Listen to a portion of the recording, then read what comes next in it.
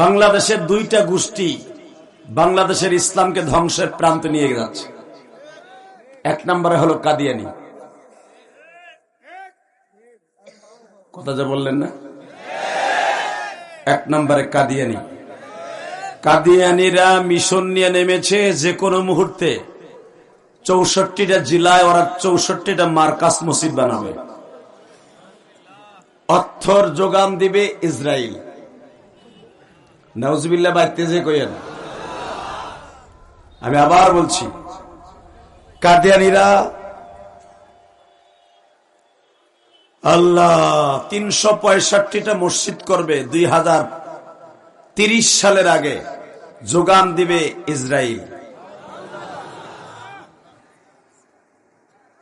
শুধু এখানেই শেষ না, এর জন্য তাদের যা কিছু করার দরকার তারা করবে।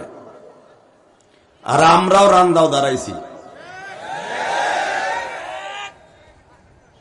আমার কলিজার স্পন্দন মুফতি জাকির হোসেন কাসিমের কলিজার স্পন্দন শেখুল ইসলাম আহমদ শফি বিগত সরকারকে এই যেই আসাদুজ্জামান কামাল মৃত্যুর 60 দিন আগে আল্লাহর কুতুব বলেছিলেন, আমি মৃত্যুর আগে শুনতে চাই যে কাদিয়ানীদেরকে কাফের কইছেন, এই কথাটা আমার কানে কানে কন।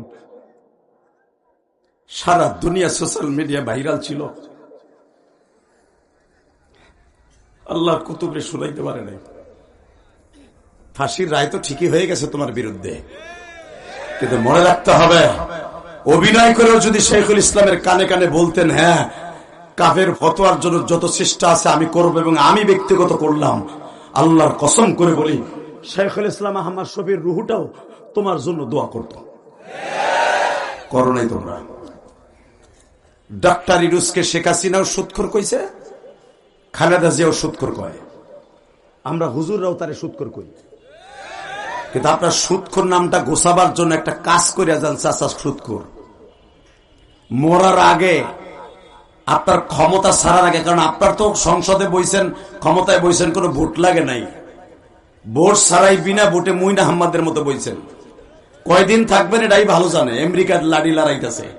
কিন্তু একটা কথা বলতে চাই, ইলেকশন কইতেছেন, ফেব্রুয়ারিতে হবে কিনা তা জানি না, কিন্তু মনে রাখতে হবে, আপনি ক্ষমতাচ্যুত হওয়ার আগে, ক্ষমতা ছাড়ার আগে অন্তত আপনার জীবনে একটা ভালো কাজ করে যান, কাদিয়ানীদেরকে মুসলমান ঘোষণা করে যান। এই প্রস্তাবে রাজি আছেন না নাই? দাঁতপুরে মুসলমান রাজি আছেন না নাই? ফরিদপুরে মুসলমান কাকে রাজি আছে? আল্লাহ দু হাত দেখায় নাও।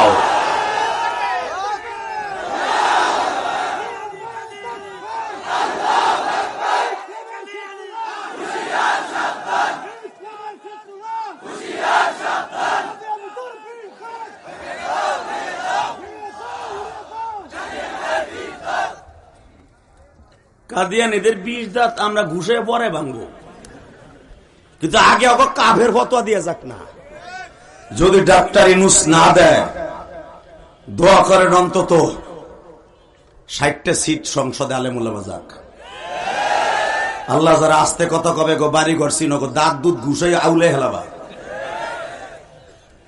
অন্তত 60 থেকে 65টা সিট এই বছর মুমতাজের মতো নট্টকিকে কাউন্টার দেওয়ার জন্য, থানা হালিমের মতো একটা নাস্তিককে কাউন্টার দেওয়ার জন্য, বাংলাদেশের যত ইনু মিনু সিনু কিনু এগুলাকে কাউন্টার দেওয়ার জন্য অন্তত 65 থেকে 100টা সিট বাংলার জমিন থেকে সংসদে যাক। ফয়জুল করিমের মতো মার্দ মুজাহিদ, মামুনুল হকের মতো একটা মার্দ মুজাহিদ,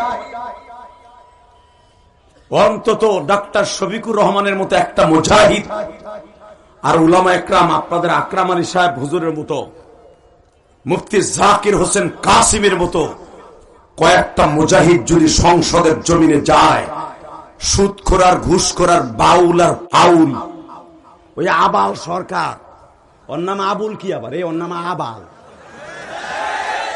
আবুলের সময় আবাল বেড়া হালারে গাইরে এলাম একবারে। কথা বলি না কেন? মনের কষ্টে বলি, বদমাইশ তুই দাড়ি রাখবি না, তোর ব্যক্তিগত আমল, এটা তোর ব্যক্তিগত, তোর পাড়ায় ধরে দাড়ি রাখাবো না। মান কাতা লিহিয়াতি কান্নামা উনুকিহি দাড়িতে খুল লাগাইলে বিশ্বনবীর গলায় খুল লাগানো হয়, তোরে কোনোদিনও বলবো না এই হাদিস তোর সামনে যাইয়া। কিন্তু তুই দাড়িকে অস্বীকার করে, ইনকার করে, ইন্ডিকেট করে কথা বলে তুই বলবি এক একটা দাড়ির সাথে 70টা ফেরেশতা থাকে। মোল্লারা কইছে যেদিন এই ফতোয়া দিছি সেদিন থেকে আমি দাড়ি রাখবো না নিয়ত করছি। এত ফেরেশতার ভার আমি সহ্য করতে পারবো না।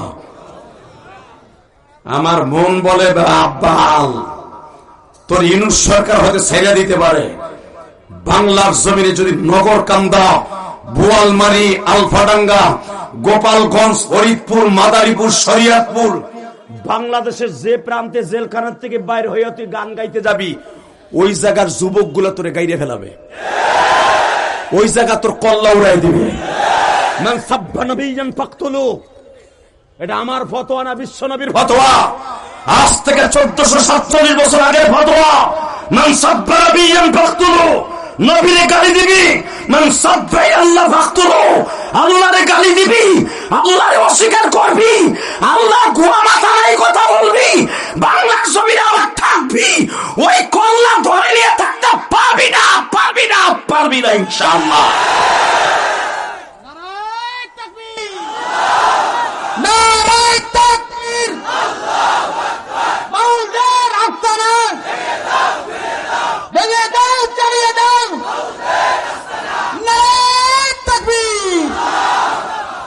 সাথে সাথে এইটাও কবেন বন্ডদের রাস্তা না, বাংলাদেশে রাখবো না। কথা ঠিক না বেঠে? মাজার পূজা, কবর পূজা, পীর পূজা, এবার হক্কানি পীর দেখতে মুফতি জাকিরের কাছে